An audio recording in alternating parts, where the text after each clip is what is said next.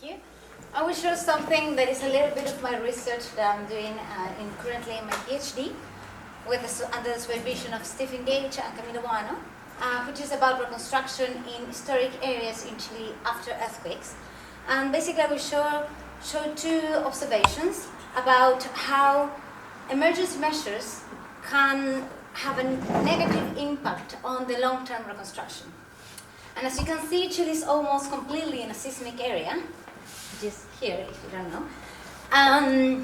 And maybe the experience has produced that in Chile the number of fatalities are not as high as other earthquakes with similar characteristics. For example, you can't compare it with the Haiti earthquake, for example. And you can see here with the last earthquake was in 2010 with a magnitude of 8.8 in Richter scale with 550 fatalities. And the affected area was 630 kilometers with 220,000 houses affected. And if you think about built heritage in a situation of emergency after an earthquake, you will probably think that it's not a priority.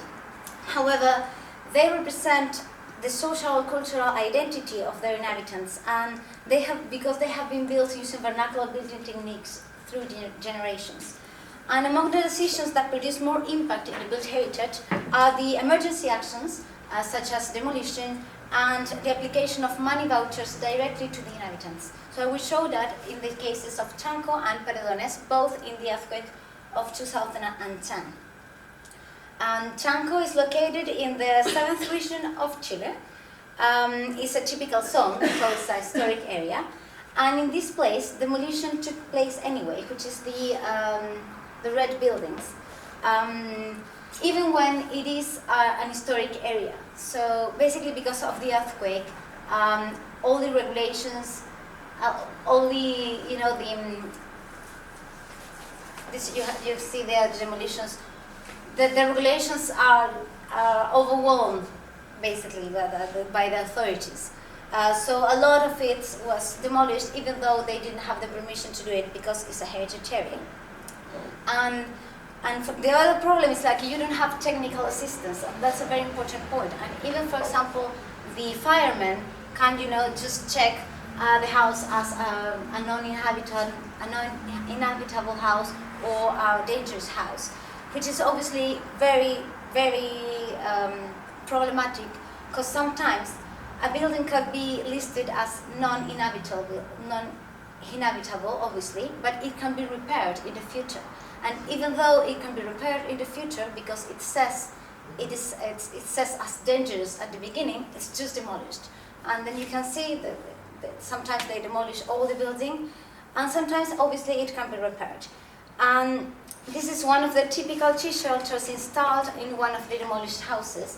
And this is a standard design, which is normally just set up in this demolished plot, without regarding any design issues about privacy of the family. So you can see there's another one there, and they demolish all the house, which is normally set up as continuous facades. So basically, the family is exposed to all the people now because they have demolished all the old dwelling, and they don't have space to put the furniture. They don't have obviously enough space to live, because the tea shelter is just 18 square meters.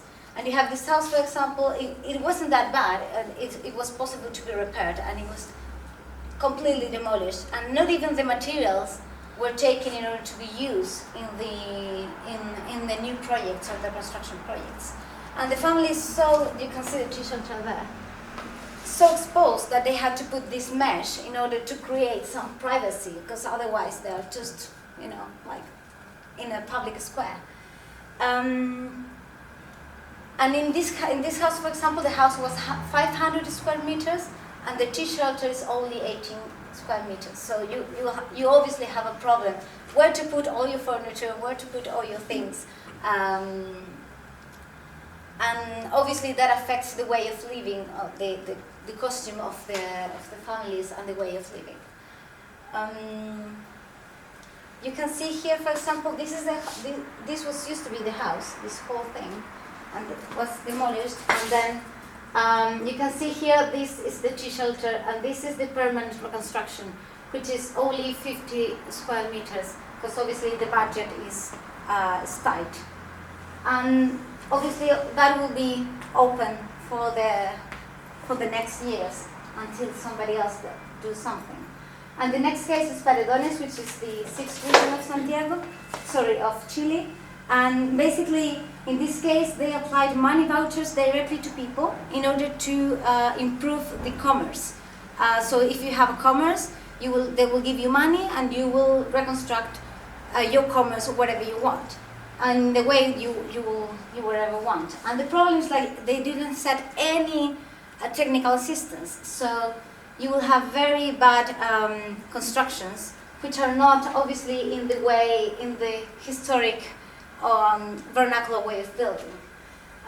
In this case, you have, this is the house was demolished, and the good experience here is like a student project with me and some colleagues. We try to help, giving assistance to that plot. That was the house before the demolition, and we found the house like this. And basically, we try to help with the same budget to this owner, so this house can be the first part of the whole reconstruction, and trying to maintain the continuous facade. So you can see that's the commerce, and that was the project for the whole house. And this will be built with the same budget of the 50 square meters that you saw in the other case, and this is with these money vouchers. The problem obviously is this was a volunteer experience, so this is just one case, and all the other cases are not really good and are not really safe also for the people, because people just put some tables, like some wood, some curtains, and build whatever they want, and they don't know how to do it in a very seismic resistant way. And we also try to put, for example, some natural light inside the construction and everything. So that's it. Looking forward to